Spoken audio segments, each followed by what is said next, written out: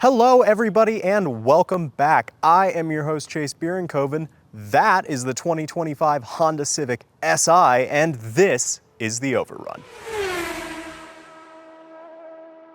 Now, as I said in our intro segment, this is the 2025 Honda Civic Si, and it is the entry point to the sporty Honda Civic lineup, which means there's a standard manual transmission, front-wheel drive, summer tires, and most importantly, some 2025 model year changes that we'll kind of cover as we go along. But what you need to know is the new Si is a little bit more sporty, looks a little bit more sporty, and has better standard equipment. And with that in mind, let's go talk about what's under the hood. Under the hood of the 2025 Honda Civic Si is a tiny but mighty turbocharged 1.5 liter four-cylinder engine that is mated to one transmission option, a standard 6-speed manual that is one of the best in the business.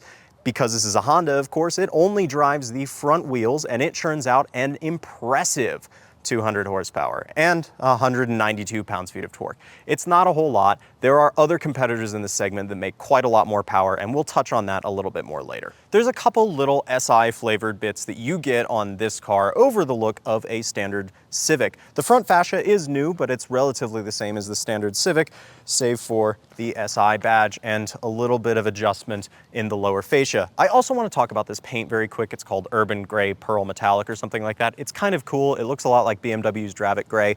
Basically, it's gray paint with gold flake in it. It's very cool, and it's also very affordable. It's only $450 some for it.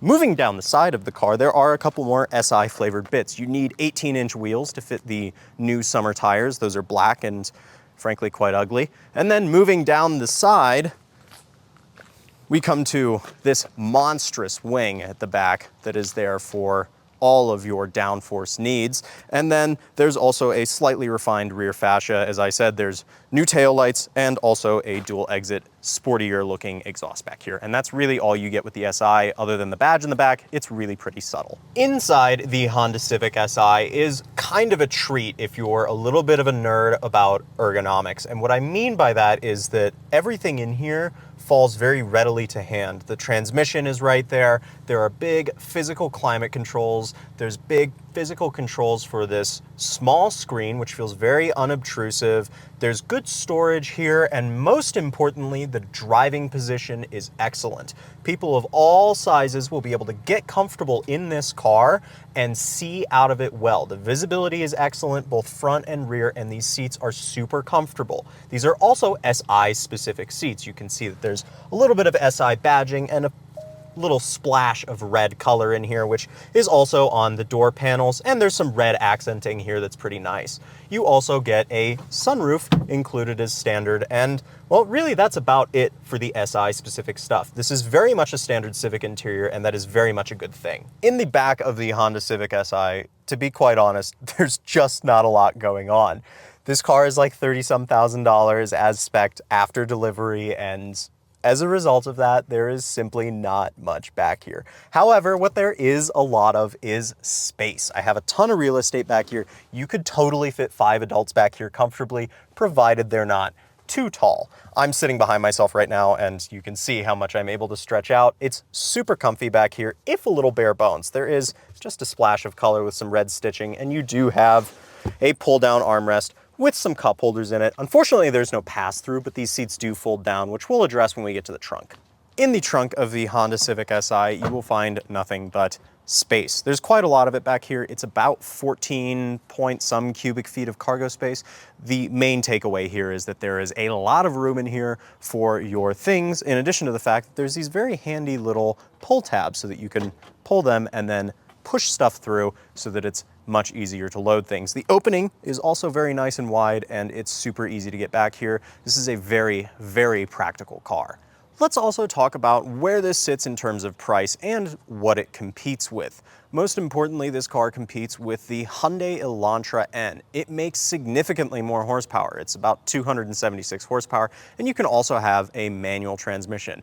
It's also got bigger brakes than this that will hold up a little bit better if you are intending to do something like autocross or the odd track day.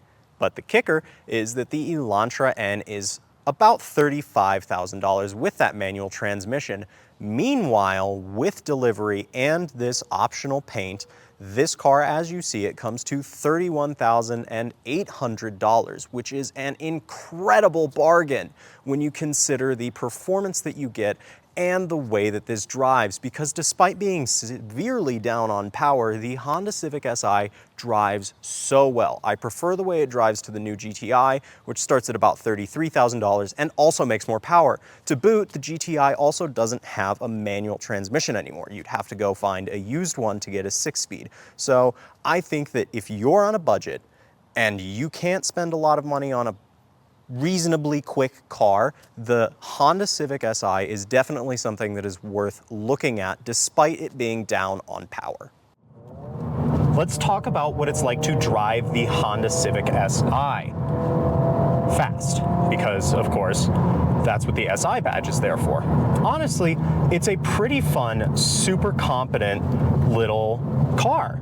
It's really, really, really competent, and most importantly, especially given the fact that this car is staring down a little bit of a power gap between its competitors, it's extremely engaging to drive. I want to start with the manual transmission because it is flawless. I have driven Porsches with worse gearboxes than this. It is so good.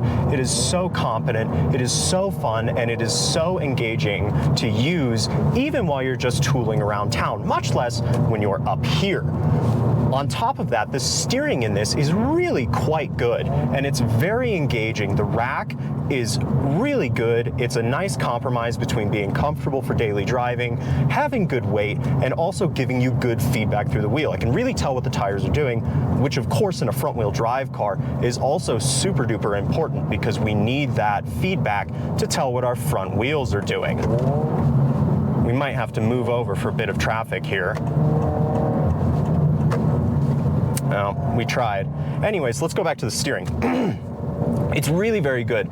Now, moving through the car's drive modes doesn't really do much to the steering other than adjust the weight. As far as I can tell, the directness that you get out of the steering is pretty much always the same, and that's just fine. There's also something that I want to complain about to circle back to the manual transmission. We'll have some B-roll of it, but it is infuriating to turn off the rev matching system, and that's great for commuting because the car rev matches for you. It's one less step to take. Up here, you don't want that, obviously. You want to heel toe yourself, right? However, what you have to do is pull over, pull the e-brake on, and go through a bunch of menus to turn it off.